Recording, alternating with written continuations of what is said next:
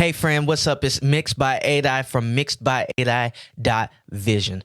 And then continuing with the Pultec EQ series, I want to show you how to get the Pultec sound to work perfectly for your vocals. When we think about the Pultec EQ, we're thinking about the master bus, and then we're thinking about the low end trick, which you can watch sometime after you watch this video.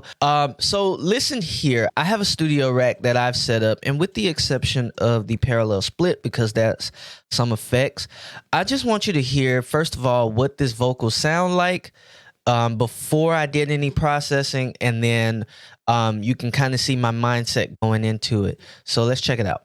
Riding through my city filled with paranoia. Seem like everybody trying to get their door up. If I have to up this bitch, I need a law. Yeah, doing all I can to keep my shit in order. Riding through the city filled with paranoia. Seem like everybody trying to get their door up. If I have to up this bitch, I need a law. Yeah, doing all I can to keep my shit in order. Okay, so without going too much into my chain, because I'll be talking about this in another video, I just added some de-essing, some Pro Q3 for EQ, some of that corrective stuff, the DBX 160, which is what I'll talk about in the next video, some SSL compression, the RVox for a little bit more spank, and then some J37. I like it, but I had to add a little bit of the J37 just to get a little bit more of the saturation that I was looking for, in particular to this vocal.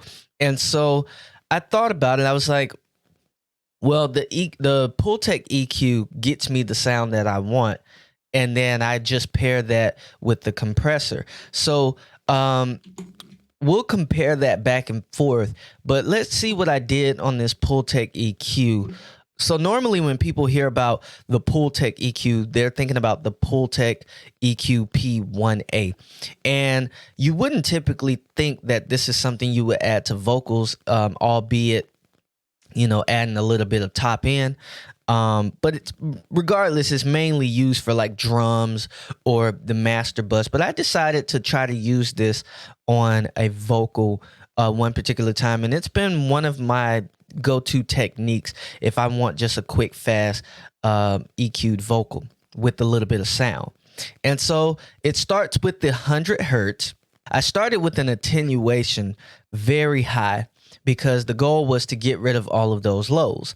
Okay, and there's a specific Pultec EQ that has a high and a low pass filter on it, but I like the way that this kind of like dips the frequency.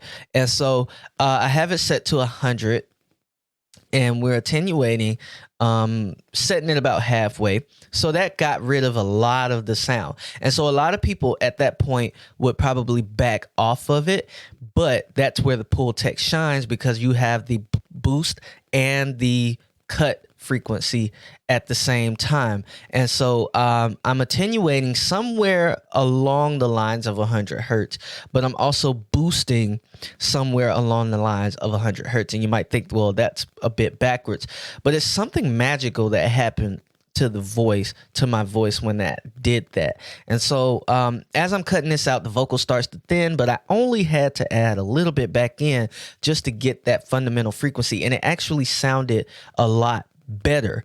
My voice sounded a lot warmer just doing this technique. Then I also went to the 12,000 hertz and did a boost at about the 7. So I'm cranking this thing up, and that's just to give me a little bit of that excitement in the top end. Normally I'm doing a 8K boost in the SSL 4000. On this EQ, the Pultec, I like to do a boost at about 12 to 16, and that's on the master bus, that's on drums. I just really love that 12 to 16,000 hertz area. Now all of a sudden the vocal is starting to open up. So like I said, that's the EQP 1A. A lot of people kind of sleep on the MEQ5, which is just the mid-range version of the Pultec series. But there's a trick that I found somewhere on the internet that I just kind of like doing And that's to take about this 700 hertz. First off, I start with a dip. I'm sorry. First off, I start with the peak. You don't have to stay at this 700, but anywhere between that 700 and that 1000 hertz range, you just want that vocal to open up and start to sound a little bit more intelligible. And so at that 700, I wouldn't typically do 1000, especially for my voice, because my voice is a little bit honky and nasally, for a better word. But I'm boosting, as you can see, all the way and into the 6. We're almost getting, we're past the halfway point. So I have it set to 6.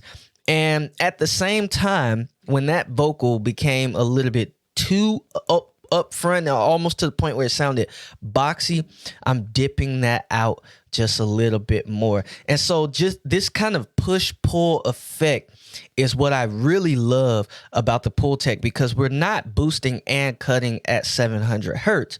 We're boosting around 700 and cutting around 700. So it gives it this musical approach, and it's a very wonderful sounding mid-range EQ. Finally, I did a boost, which is the only boost you can do past the peak and the dip. I have the boost at 5000 hertz. Now, normally I'm de-essing around this area because my voice is very bright. It's very present. It's very sibilant. But as you see, what I did with the 12,000 hertz, I'm getting a lot of that sound, and it still sounds beautiful. If anything, it tamed a lot of it and made it sound a little bit better. So I just took a gamble. I'm like, what if I boost 5000 hertz? And so I'm cranking that thing up to oblivion. This is what I mean. With the Pultec EQ, it's very hard to make this thing sound bad. So if you can hear it somehow, some way, because this is not a compressor, it's literally bringing up what makes my vocal, like the entire body of what I sound like in that 700 hertz. And with this 5000 hertz range, I'm hearing a lot of my vocals start to get a little bit more clarity and presence. And so I really love that sound.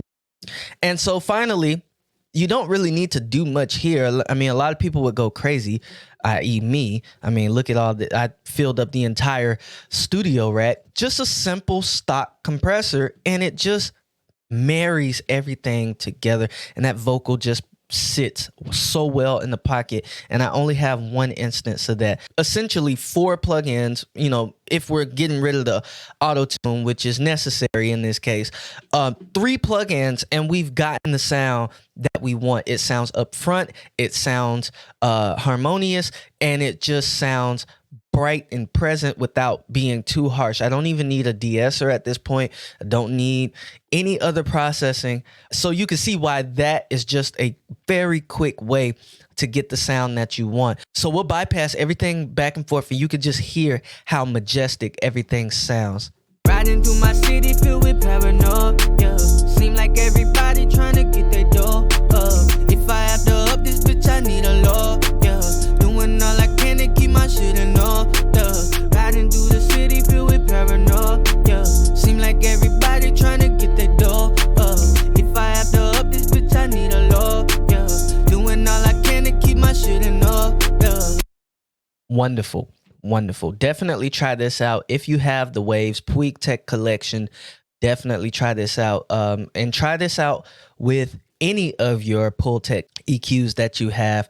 Any of these style Pultec EQs will work perfect. They all sound magnificent.